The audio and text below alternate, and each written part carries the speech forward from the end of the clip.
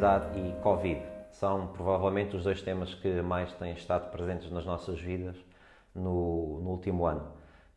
Esta pandemia trouxe uma alteração repentina, brusca e, em alguns casos, drástica daquilo que era o estilo de vida que se estava habituado, aquilo que se tomava por garantido, aquilo que se tomava por seguro. E por isso mesmo fez disparar as crises de ansiedade, agravou estados ansiosos que já existiam e, em alguns casos, de forma bastante dramática e incapacitante. Ora, por isso mesmo, eu hoje queria trazer um pouquinho mais de compreensão sobre este tema para que possas abordar a tua ansiedade de uma forma estruturada, saudável e construtiva. Bom, antes de mais, não há um tipo de ansiedade, há várias ansiedades. Esta consciência é crítica porque condições de natureza diferente implicam abordagens diferentes. Eu para já não me vou aprofundar em todas, vou focar-me especificamente naquilo que é relevante para esta questão da pandemia. Bom, de uma perspectiva psicanalítica, a ansiedade é um estado de tensão emocional que é despoltado pela ideia de uma ameaça futura. Ou seja, não é uma reação a um perigo iminente, concreto, palpável e externo, digamos assim. É resultado de uma ideia de ameaça. E por ser uma reação a uma ideia de ameaça, tipicamente é difícil de descrever. Normalmente diz que é uma sensação latente, constante de insegurança, de desconforto, às vezes pode aproximar-se de uma espécie de medo. E, portanto, é a natureza desta tensão que determina qual é o tipo de ansiedade que estamos a falar. E atenção, nem todos os estados de tensão emocional são estados ansiosos. Nós podemos estar emocionalmente tensos fruto de uma excitação. Podemos estar entusiasmados com qualquer coisa que fizemos, que vamos fazer, e, portanto, estamos num estado de tensão, mas é uma tensão saudável e é uma tensão agradável e boa, consequentemente. Ora, os medos implícitos nos estados ansiosos são um produto da parte mais primitiva e menos evoluída da nossa mente. Quer isto dizer que tem uma certa tendência a nos invadir de uma forma que às vezes é difícil de pensar, que faz com que seja difícil pensarmos.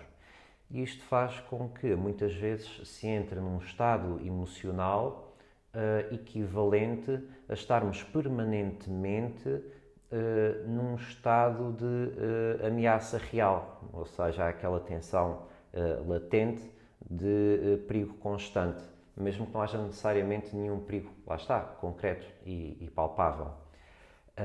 E, portanto, isto faz com que se dilua esta consciência entre o que é um produto do nosso mundo interno, ou seja, do nosso pensamento, e o que é o mundo externo. Lá está, esta discrepância entre a nossa fantasia e uma ameaça real, perde-se esta discrepância, este distanciamento.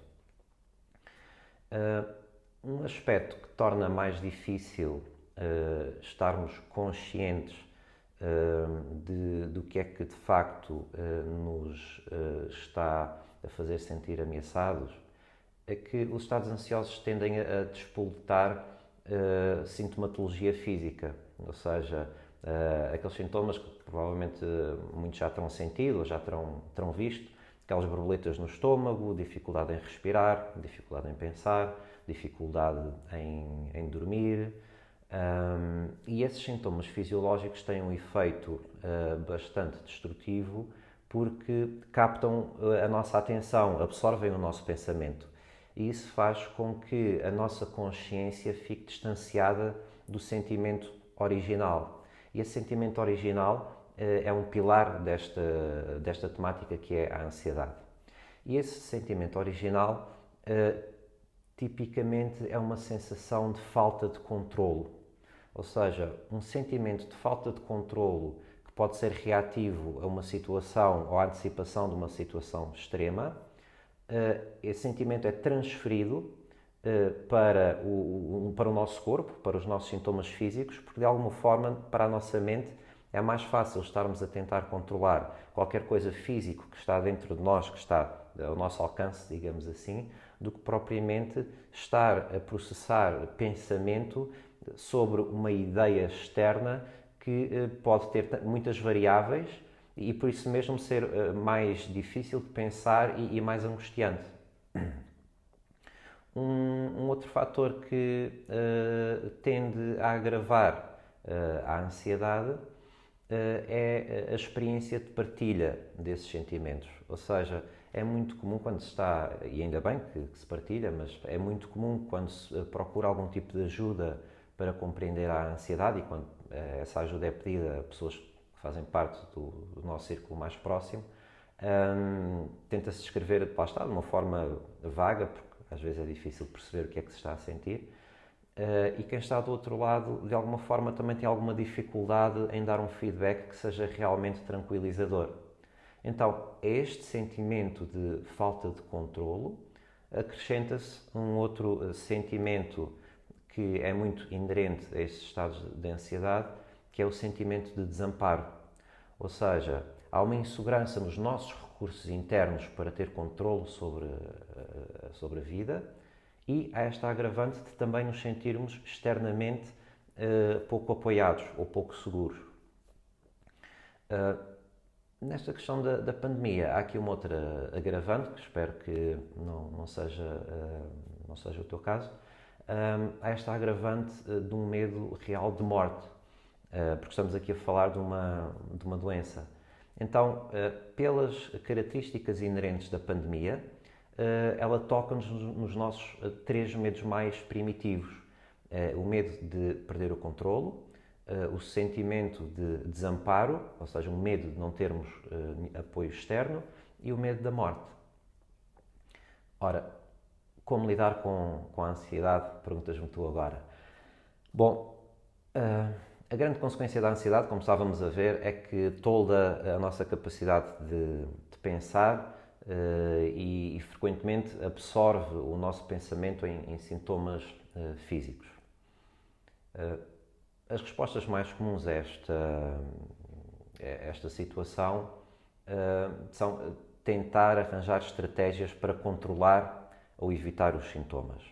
Ora, esta abordagem pode dar uma sensação de alívio a curto prazo, porque enquanto estamos ocupados, seja com atividades, seja com, chamemos, rituais ou estratégias mentais, não estamos propriamente a pensar, portanto isso pode dar uma sensação temporária de alívio. E eu não quero dizer que não possam ser estratégias pontuais.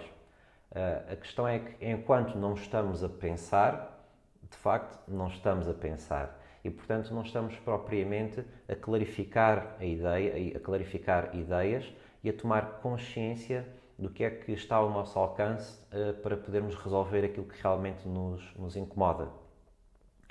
Então, a resolução da ansiedade não passa por estratégias reativas aos momentos em que tomamos consciência desse sentimento de ansiedade, passa por esta estruturação interna que vai impedir que se entre nos estados ansiosos. Então, considerando que as ameaças da pandemia são reais, o que é que se pode fazer para evitar a ansiedade?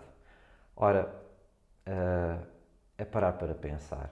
Ou seja, quanto mais consciente estiveres de quais são os perigos reais da pandemia para a tua vida, e provavelmente nesta fase estás preocupado com o teu emprego, com a tua saúde, com as relações com as pessoas que te são próximas, ou seja, quanto mais consciente estiveres em cada uma destas áreas, quais são os perigos reais que a pandemia apresenta, maior a facilidade terás em adaptar-te àquilo que são as tuas circunstâncias específicas e não ficares invadido por este medo generalizado e de alguma forma poderá ser extremo de cataclisma ou de fim do mundo, ou seja, algo que o queiramos chamar. Até porque no nosso dia-a-dia nós estamos constantemente bombardeados com informação de problemas que fazem parte da vida dos outros, estes números dramáticos das notícias, ou seja, também este excesso de informação facilita com que seja difícil mantermos atenção àquilo que são as nossas circunstâncias específicas. E não te esqueças que este processo de análise, este processo de reorganização, não tem que ser um processo solitário. Ou seja, é importante que identifiques dentro de ti o que é que por ti podes fazer para te adaptar, mas também é importante que faças uso dos recursos que tens na tua vida. Ou seja, aproxima-te das pessoas que são importantes para ti, pede ajuda se for preciso, dá a ajuda que puderes. Portanto, mais uma vez e para reforçar, quanto mais consciente estiveres daquilo que são as circunstâncias específicas da tua vida que podem necessitar de algum tipo de adaptação, menos serás invadido por estes medos primários que vão despoltar aquela sensação de ansiedade latente. Bom, e para terminar, e como eu costumo dizer, são muito poucas as coisas na vida que são permanentes e insuperáveis. E certamente a pandemia não será uma dessas situações insuperáveis, desde que tenhamos resiliência suficiente. Se tens alguma dúvida ou alguma observação, escreve nos comentários e eu terei todo o gosto em responder. Espero que este vídeo tenha sido útil e até breve.